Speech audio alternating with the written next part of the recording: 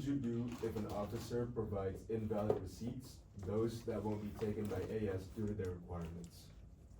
So the requirements for a receipt to be valid in the eyes of AS is it needs to provide an itemized list of everything that the money was spent on, and it also needs to have proof of full and complete payment.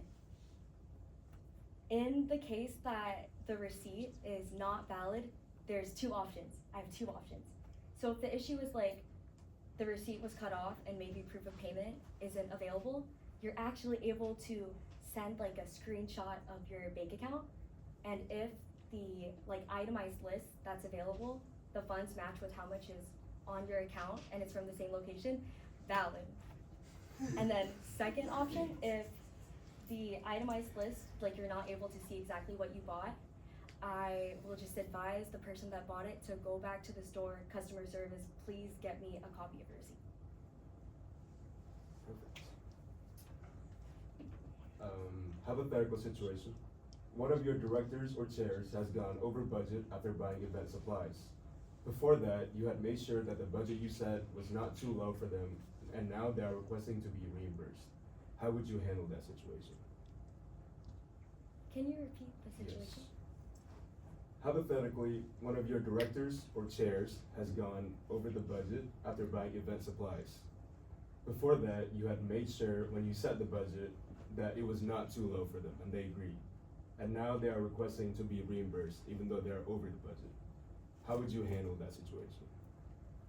I think I would handle the situation kind of in like three parts. First, I would kind of start a conversation. Second, I would kind of dive deeper into like the reasons why, and then third, make a decision. So what I mean is, in the case of overspending, especially if the budget was like very much like analyzed and communicated, I would ask to meet with them in person first, because I feel like there's no better way to explain yourself than with words.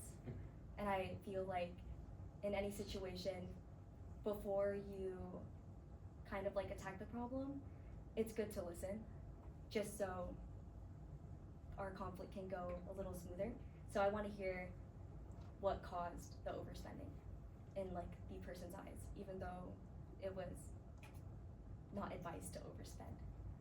And then two, depending on, actually no, not depending on what they say, but after they give their piece, I want to look at all their receipts myself and kind of identify what exactly, in my eyes, caused the overspending. And once I bring it up to them, I think that there's two options. It's either that the overspending is valid or the overspending is like not valid.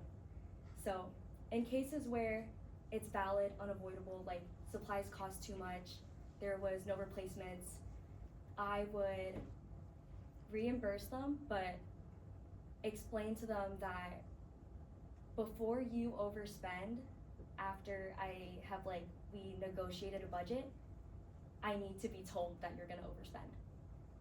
Because a lot of the time budgets are set lower to kind of counteract the possibility of overspending, but I feel that it's just more responsible to communicate when you feel like you're gonna overspend.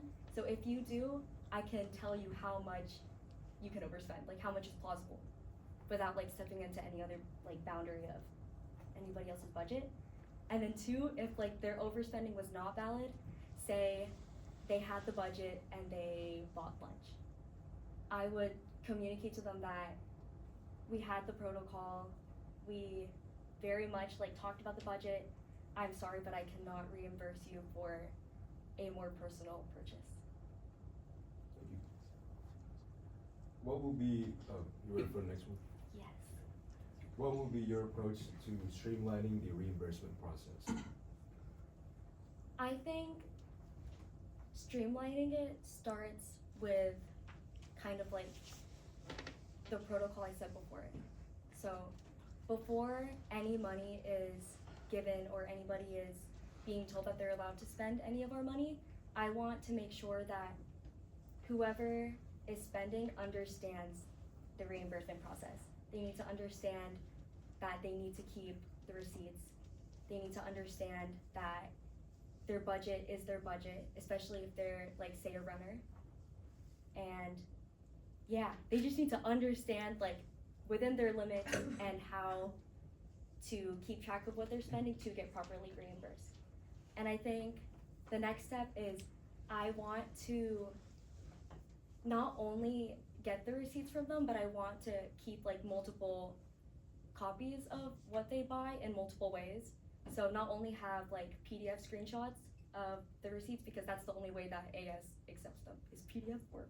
And I would do so PDF form, and then I would retype the itemized list into a sheet to make sure that if I can't find the photo or I can't find the receipt, I have that list, and then make sure to get the person's name. Like the question I asked at the beginning, as long as I can make that receipt valid, then it works. And then after doing all like the background stuff myself, to make sure that I actually like receive everything in proper form, I want to really utilize the treasurer's report time during EBM. That time is there for a reason, and if everybody's there in the room, there's no reason why we can't have a conversation. Thank you. Are you ready for your next question? In regards to attendance, how much of a priority would you make it to update the members regularly? I have a question about your question. Go ahead. Is it just like the members, the The executive board Oh, members okay. are. Okay, no, it's okay. I think that I think that expressing the importance of attendance at the very start is so important, because I feel like an issue that we kept running into with our current executive board is meeting like the quorum. We ran into so many situations where I feel that tardiness and absence was in a way normalized, and having maybe like half to even sometimes less than half of our executive board present was something that was almost not very common. So for next year's executive board, I want to set the precedent that you signed up for this position, please show up so that we can see what you're able to do. Because the decision made would never be as valuable with, say, 10 people than it could have been with our full, like, 24. And then for your last question, what will be your thought process on accepting absences or late attendance? I believe that, like, circumstances happen, and that's, like, something that you can't really control. So I think it will be very, like, situational.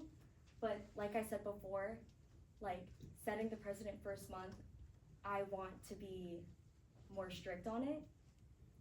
I think that lateness and absence with a reason is understandable, but like tardiness just to like say cut an executive board meeting shorter is not.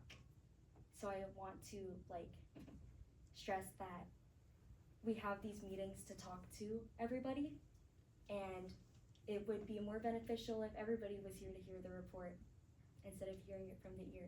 So I would say probably more strict, especially towards the beginning. Thank you.